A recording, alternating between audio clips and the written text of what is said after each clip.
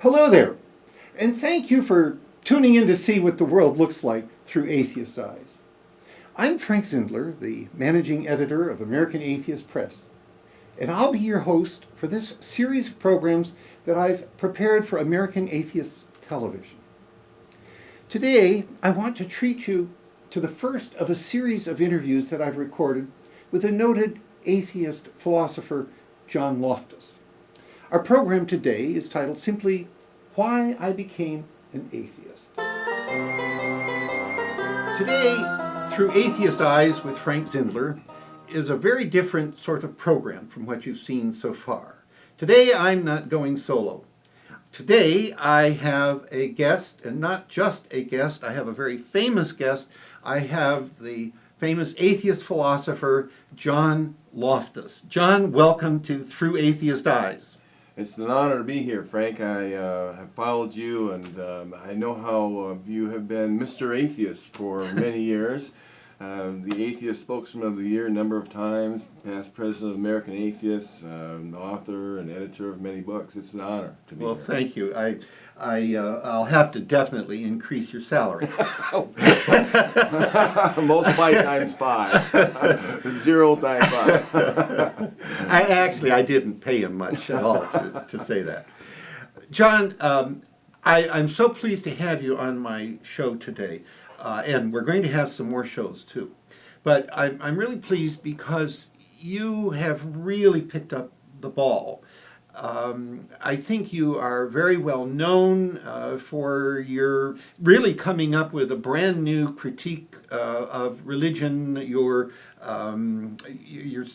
test called the Outsider Test for Faith, and we'll do a whole program on that just to let our viewers know in advance.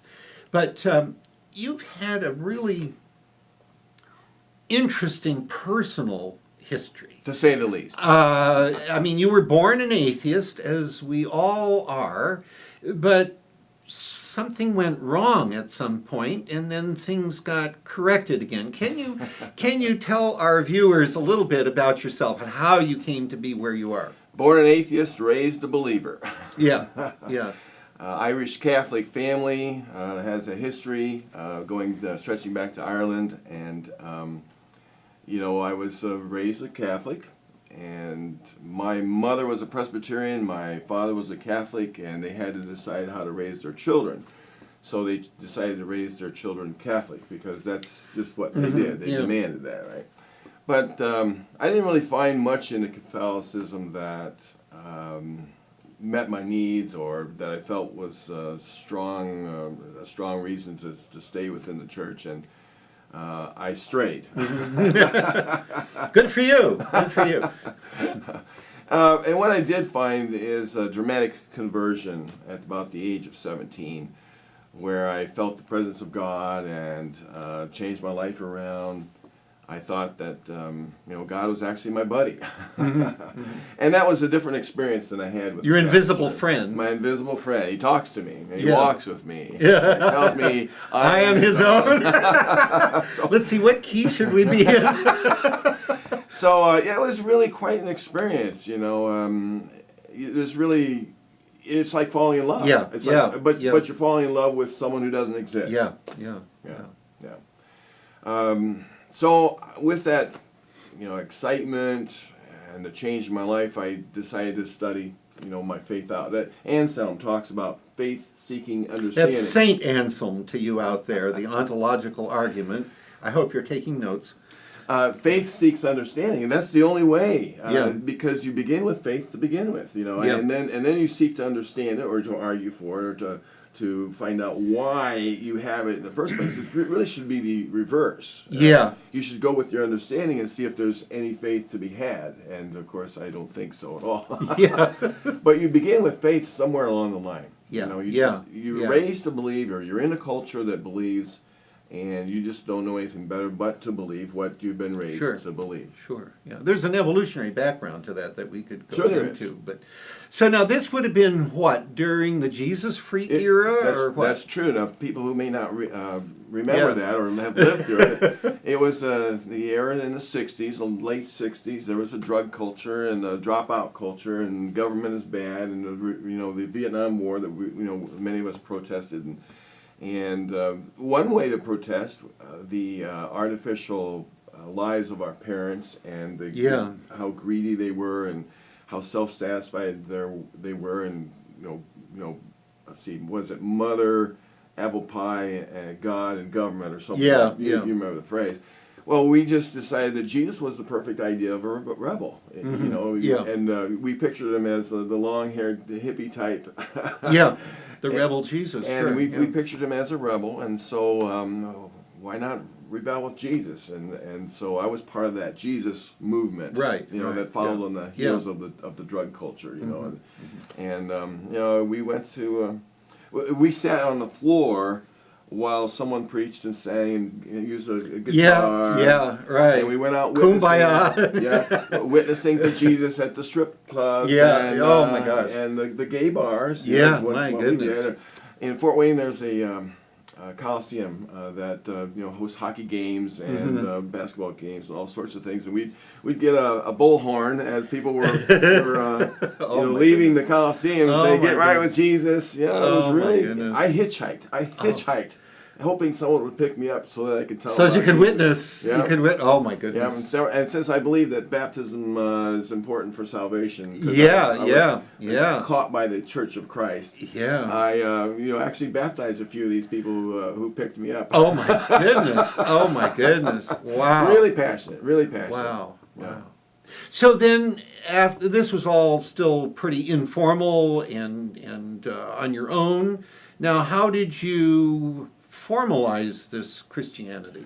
Well, I started reading books. I read Josh McDowell's Evidence for Demands of Verdict, and C.S. Lewis and Francis Schaeffer. And Josh McDowell, I read. I tended to read books that confirmed my faith. Sure, we all do. Faith seeks understanding, but who are you going to turn to? Yeah, exactly. Yeah. Lee Strobel, for instance, he acts like he's an investigator for faith, right, but he's always asking believers, right, and he's always giving them softball. That's not actually being an investigative reporter. Yeah. But that's sort of how I investigated my faith. I read those books, and then I went to a Bible college. All of that was merely seeking to confirm what I had already experienced. First as my upbringing, and then later with my studies. Mm-hmm, mm-hmm. And so where did you study then, and how did you get to study with some famous people? Yep. Great Lakes Bible College in Lansing, Michigan, and then afterward I went to Lincoln Christian Seminary in Lincoln, Illinois. We call that a seminary in the middle of a cornfield, and I had allergies. Oh, no.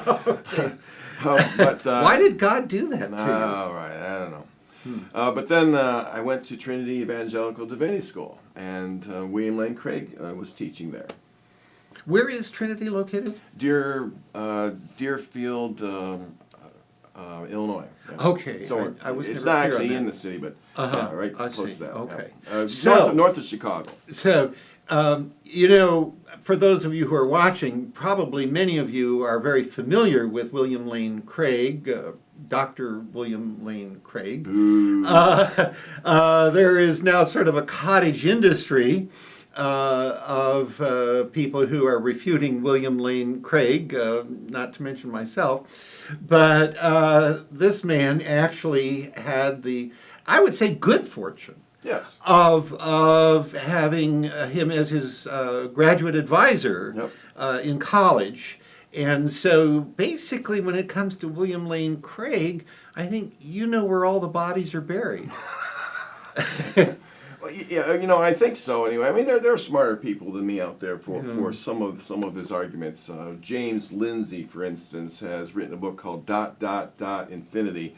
Well, it just completely dismantles the Kalam cosmological argument in a very effective way. He's a mathematician, but I studied with him. I know him personally. We're friends. He refuses to debate me for some strange reason. You know, this is really insulting to me because when I debated William Lane Craig back in the early 90s, there were, I believe, 7,942 of the 8,000 people in the audience who agreed with him that he had completely mopped the floor with me and that I had totally fallen on my face in the debate. And so here I'm sitting beside somebody who is so good that William Lane Craig won't even debate him. So you see how important it is for me to have this man on my program.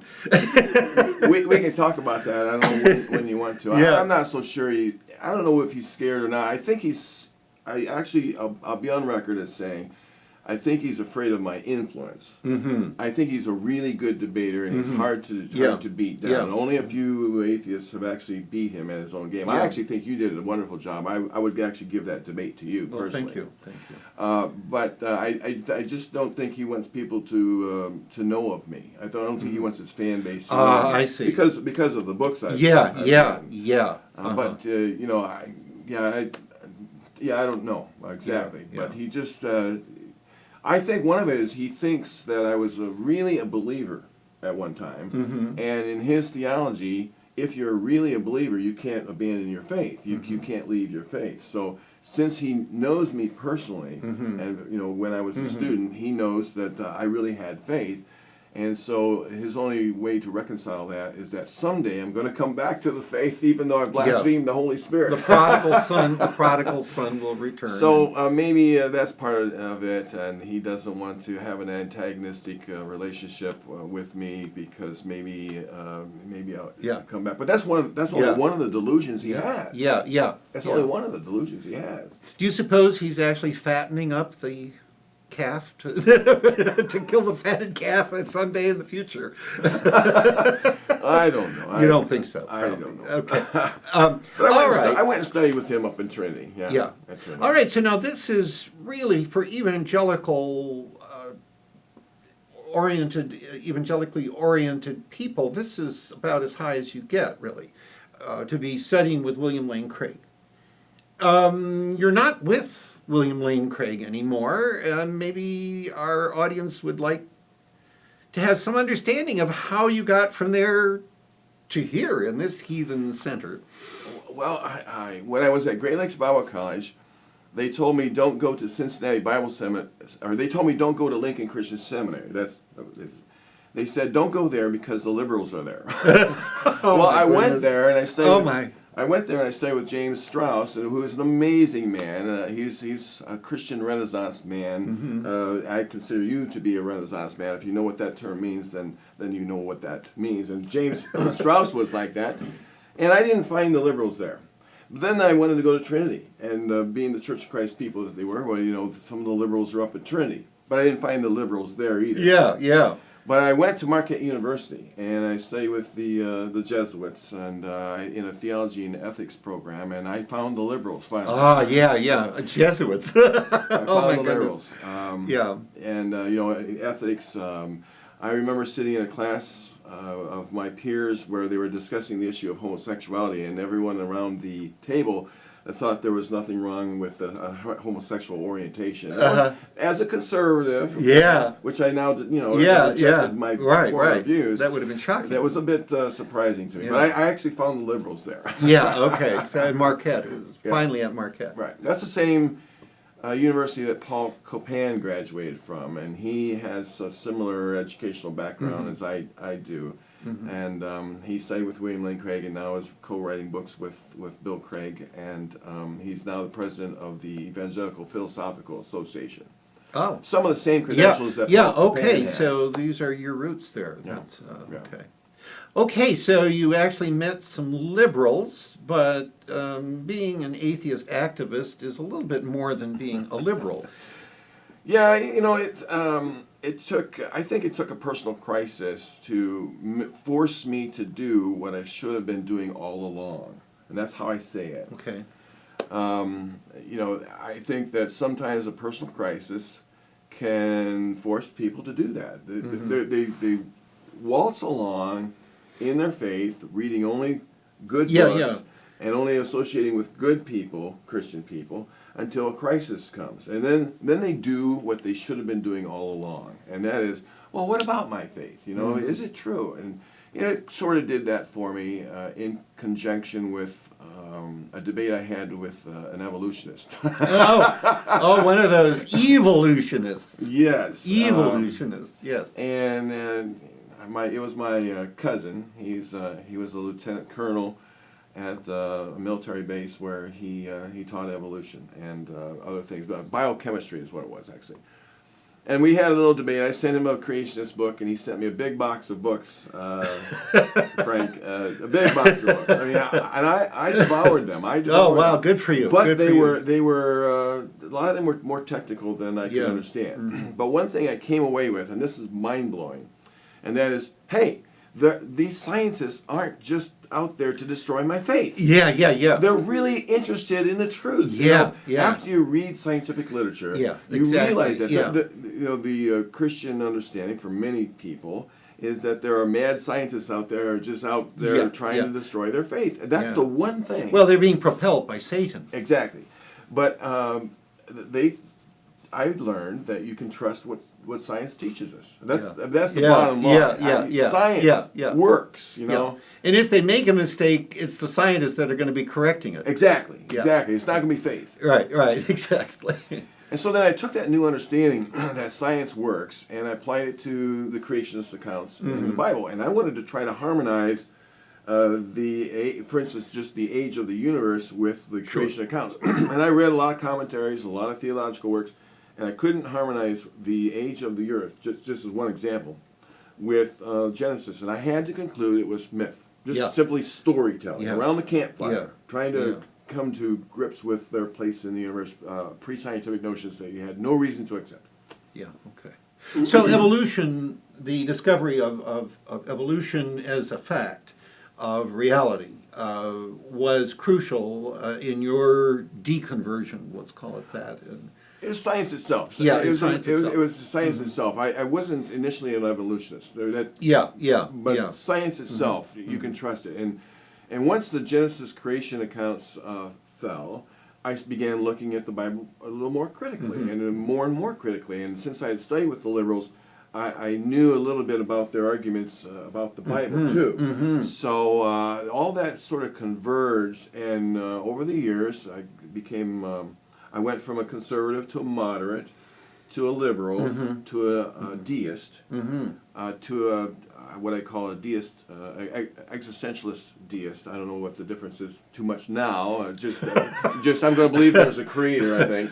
And then I went to an agnostic because the more I studied, the more I thought about it, the more I looked at looked for hard objective evidence. The less I found, so the less I could believe. Yeah, well, agnosticism is the methodology of science itself. Yes, it is. I mean, that is the scientific method. Huxley's exactly. agnosticism. And then just realized at one point I said, well, if there is a God, then he's irrelevant to my life, and he solves no problems. He answers no questions. He doesn't give me any hope. He doesn't. He's not there. So why not just say, well, you know what? I think it's probably the case that there isn't any God at all. And so then it was a gradual change for me that took probably about 12 years. Oh, wow. Because I was heavily indoctrinated and at a higher educational level.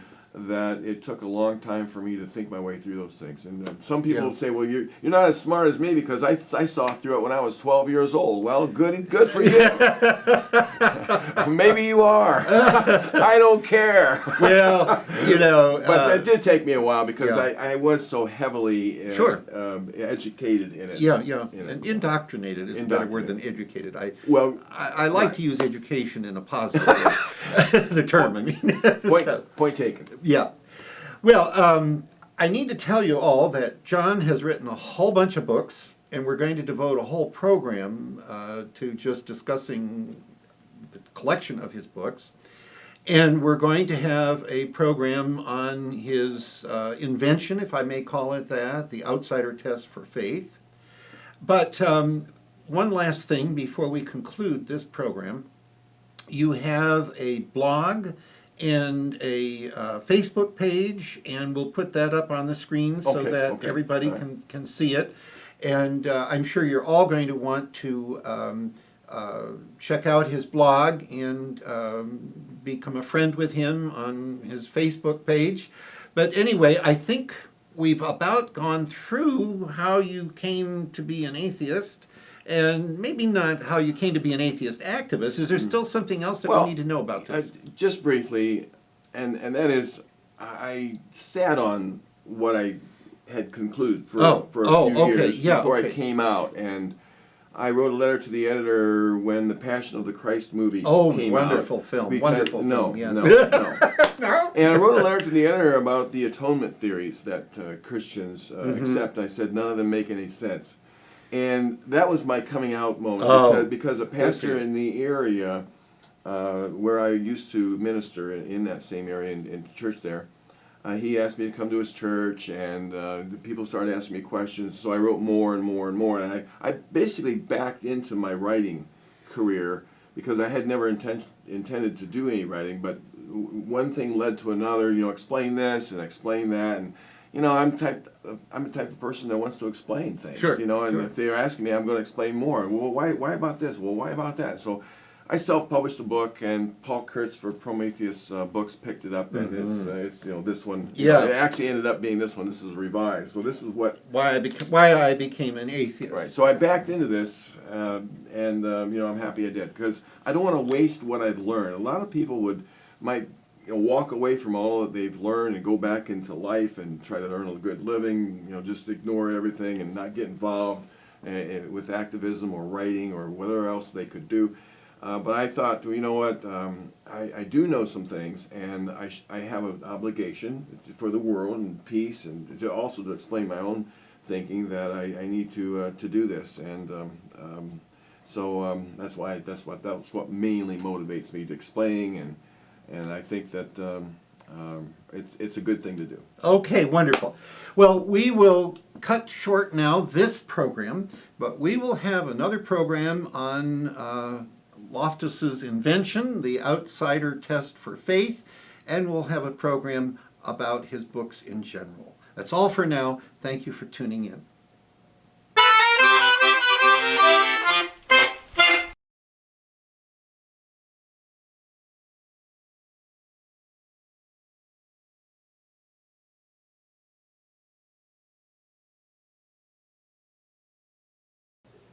Frank's thanks to the Messianic Manic for bringing the attention of all his 23,000 YouTube subscribers to this program. If there is anyone watching this program who does not already know about the Messianic Manic, please check him out.